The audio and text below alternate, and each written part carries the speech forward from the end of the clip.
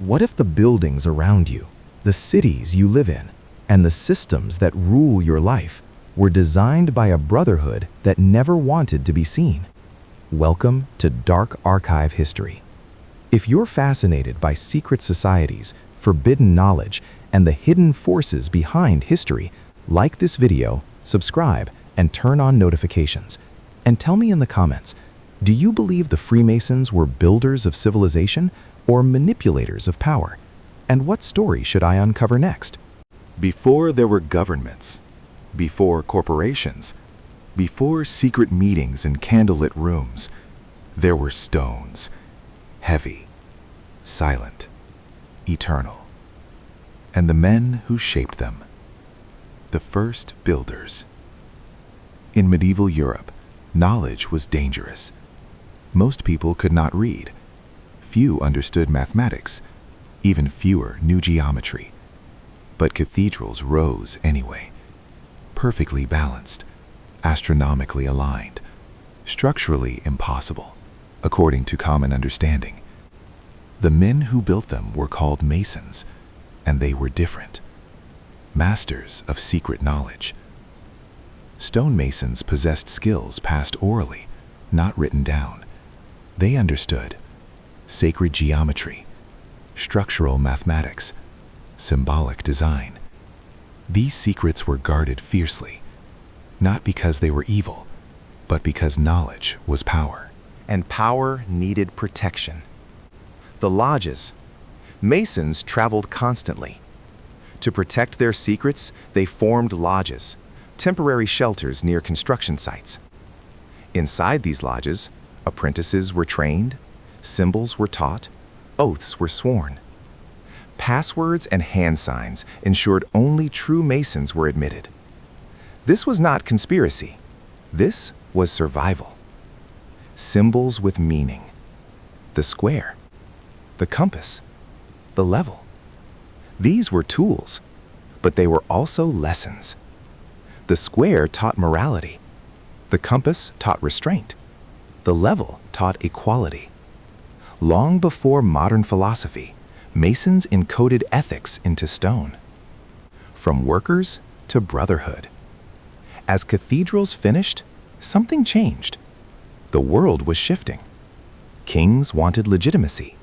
Scholars wanted structure. Thinkers wanted meaning. Non-Masons began joining lodges, not to build stone, but to build ideas. The operative Masons slowly became speculative Masons, builders of society. The silence begins. Lodges closed their doors. Meetings moved indoors. Rituals became formal, and secrecy became identity. Not because they ruled the world, but because mystery protects unity. Civilizations are not built only with stone. They are built with ideas. And by the 17th century, the world was changing faster than any cathedral ever had. The end of the medieval world. Cathedrals were completed. Castles fell to cannons.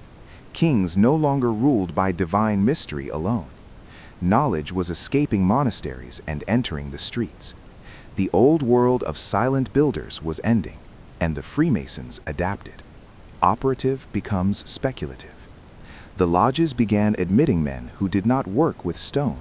They worked with words. Philosophers, scientists, merchants, lawyers. Men who believed society itself could be designed. The tools remained the same: square, compass, level. But now they shaped morality, law, and government. The Age of Enlightenment. Europe entered a dangerous era. The Enlightenment questioned everything: monarchy, church authority, divine right. Freemason lodges became rare spaces where class did not matter, religion was private, ideas could be debated freely. Inside lodge walls, a radical concept flourished: all men are equal. Why lodges terrified kings? Absolute rulers feared discussion. Discussion led to doubt. Doubt led to rebellion. Freemasons swore loyalty to moral law, not kings. They met behind closed doors. They used symbols outsiders could not read. To monarchs, This looked like conspiracy.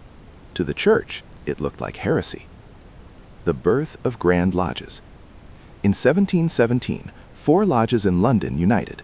The Grand Lodge of England was born. Freemasonry was no longer local. It was organized, structured, expanding. Rules were standardized, rituals formalized, and Freemasonry spread across continents. Freemasons and Revolution. The American colonies listened closely. Many revolutionary leaders were Freemasons. George Washington, Benjamin Franklin, Paul Revere. Lodges discussed liberty, self-rule, and natural rights. The American Revolution was not planned by Freemasons, but Freemasonry provided the language of revolution. France follows. In France, lodges filled with intellectuals. They debated equality while living under aristocracy. When revolution came, Freemasons were everywhere. Again, not masterminds, but messengers of ideas that could not be put back into silence. The church strikes back. Papal bulls condemned Freemasonry. Membership was forbidden. Freemasons were labeled enemies of God. Why? Because Freemasonry encouraged men to think without clerical permission. That was unforgivable. Myth begins to form. Secrecy created speculation. Symbols invited interpretation. Enemies imagined hidden agendas. The Freemasons became blamed for revolutions, social collapse, loss of faith. The truth was less dramatic, but fear never chooses truth. Power does not need to rule openly. Sometimes it only needs to be suspected. By the 19th century, Freemasonry had spread across Europe, the Americas, and beyond. Lodges existed in cities, ports, universities, and capitals. And with that visibility came fear. When secrecy becomes a weapon. Freemasonry did not invent secrecy, but it perfected it.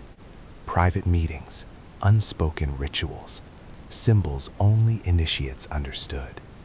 To members, this was tradition. To outsiders, it looked like conspiracy. And suspicion thrives where information ends. The symbols that spoke too loudly. The square and compass, the all-seeing eye, the blazing star, columns named Jachin and Boaz. These symbols appeared in lodge halls, on documents, carved into buildings. People began asking dangerous questions. Why were these symbols everywhere? Who put them there? From symbol to accusation. As nations struggled with inequality, war, and industrialization, someone had to be blamed. Freemasons were educated, connected, influential. They held positions in courts, armies, universities, governments. This was not secret domination. It was networking. But fear does not care about nuance. The anti-Mason movement.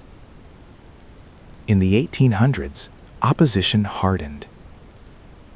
Pamphlets accused Freemasons of atheism, moral corruption, political manipulation, global coordination. In the United States, the anti-Masonic Party emerged, the first third political party. Not against policy, against a brotherhood. This had never happened before.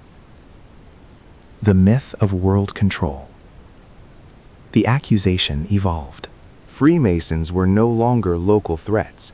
They were now imagined as architects of revolutions, controllers of banks, hidden rulers behind democracy.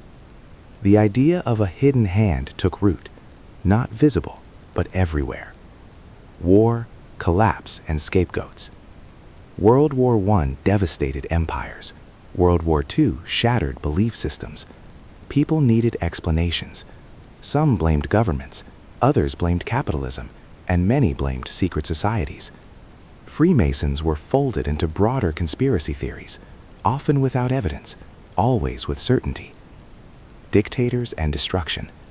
Authoritarian regimes hated Freemasonry because Freemasonry taught free thought, equality, loyalty beyond the state. Nazi Germany banned lodges. Fascist Italy destroyed them. Communist states outlawed them. Members were imprisoned or killed. If Freemasons truly ruled the world, this would not have happened. The modern conspiracy era. In the late 20th century, the internet changed everything.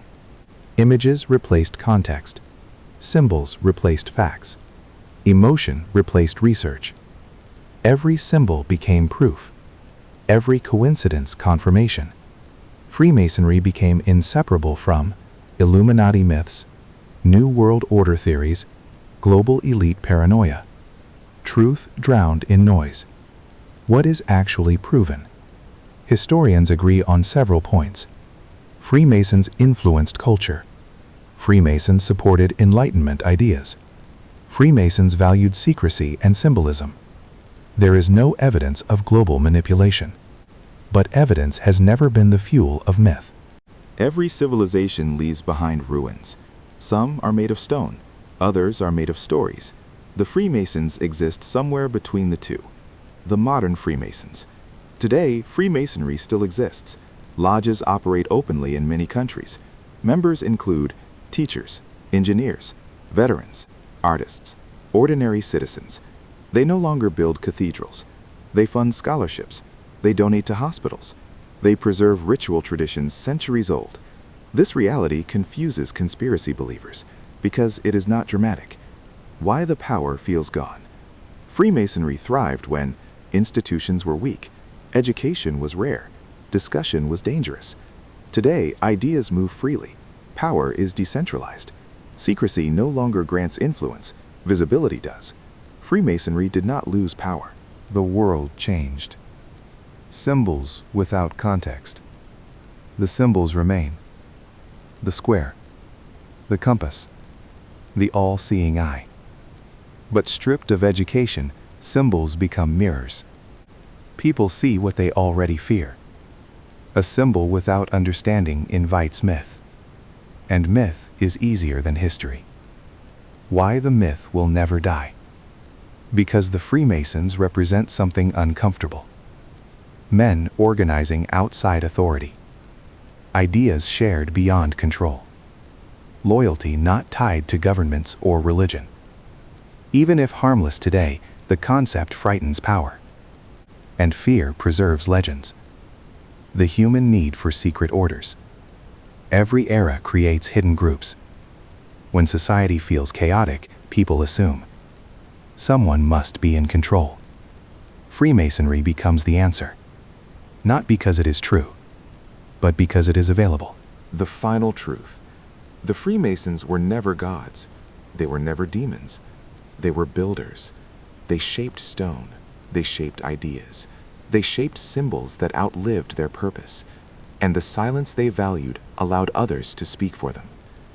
What history really shows. Freemasonry helped spread Enlightenment values, protected free discussion, preserved ancient traditions. It did not control the world, but it influenced how people thought about it. That is power of a different kind. The last question. If Freemasons never ruled the world, why do we still believe they did? Because mysteries feel safer than chaos, and a hidden hand feels better than randomness.